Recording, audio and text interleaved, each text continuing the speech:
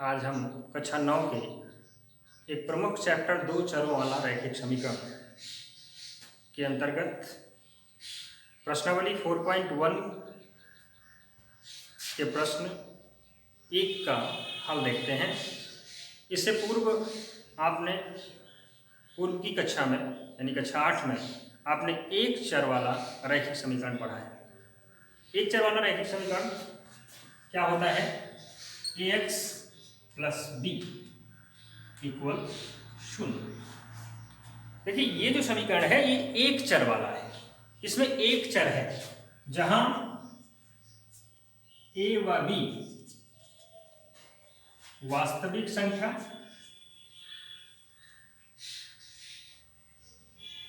संख्याएं तथा a equal not 0 है। ध्यान दीजिएगा, ये शर्त स्पेशल तौर पर लिखना भी चाहिए और हमें याद भी रखना चाहिए कि जहां a और b वास्तविक संख्या है और a का मान 0 नहीं है। अगर a का मान 0, आपने a और b वास्तविक संख्या तो है ही है और वास्तविक संख्या होने के साथ 0 नहीं है, यदि ये 0 आप रख देंगे तो फिर यहाँ x का टर्म ही गायब हो जाएगा। और अगर टर्म गायब हो गया x का तो वही x ही एक चर था, वो भी चर गायब हो जाएगा, तो ये बिना चर का हो जाएगा। तो एक चर का जो रैखिक समीकरण होता है उसमें एक चर x या y या z या कोई भी आप मान सकते हैं वो होता है। लेकिन यहाँ जो हमें पढ़ना है वो दो चरों वाला रैखिक समीकरण पढ़ना है। एक चर का रैखिक समीकरण आपने पढ़ा, उसे हल करना भी आपने देखा होगा, हल भी आपने किया होगा, लेकिन आज हम दो चरों वाला रैखिक समीकरण पढ़ते हैं। तो दो चरों वाला जो रैखिक समीकरण होता है उसमें दो चर होते हैं। मान लेते हैं दो चर आपके x और y हैं, तो वो आपका व्यापक रूप होता है उसका ax प्लस by और प्लस c दिस इक्वल 0। इस रूप का होता है दो चर वाला रैखिक समीकरण, इस रूप का होता है। यहां भी कह सकते हैं जहां a b c वास्तविक संख्याएं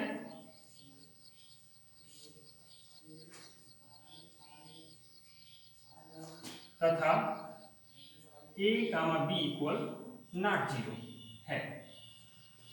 जैसे पिछले में यानी एक चर वाले में a को 0 नहीं होना चाहिए, अन्यथा ये बिना चर का हो जाएगा।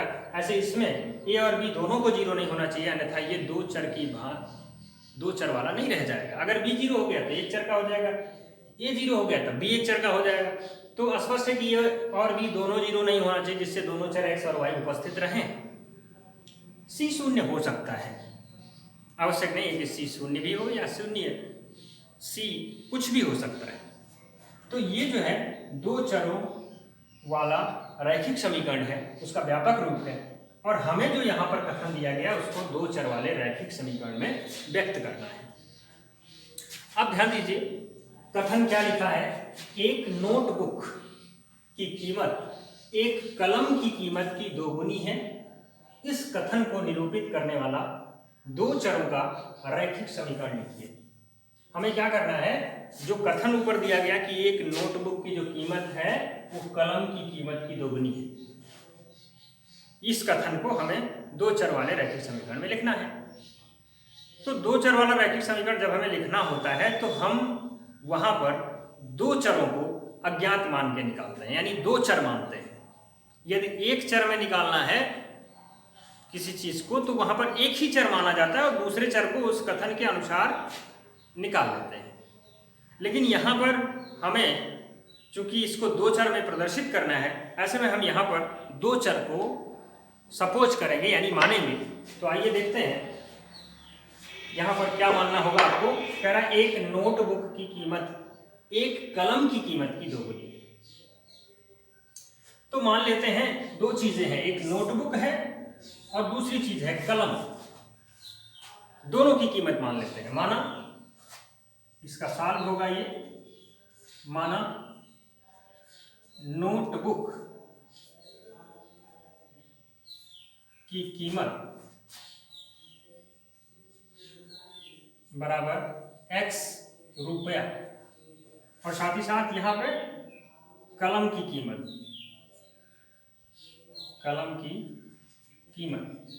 बराबर मान लेते हैं y रुपया।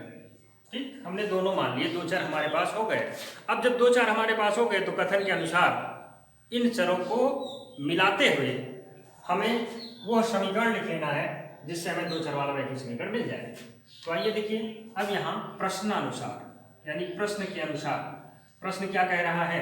प्रश्न कह रहा है कि जो नोटबुक है इसकी जो कीमत है वो कलम की कीमत की 2 गुनी है।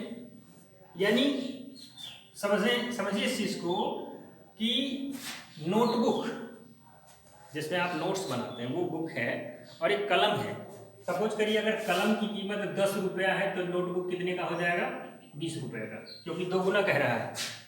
तो जितना आप कलम मानोगे उतने का 2 गुना नोटबुक रेट बन जाएगा, क्योंकि यहाँ पर प्रश्न हमारा कह रहा है कि नोटबुक की कीमत कलम की कीमत की 2 गुनी है। तो देखें, नोटबुक की कीमत x रुपया हमने माना है और कलम की कीमत y रुपया है। तो रिलेशन क्या बनेगा, x और y यहाँ ऐसे हमने लिख लिया। अब देखें,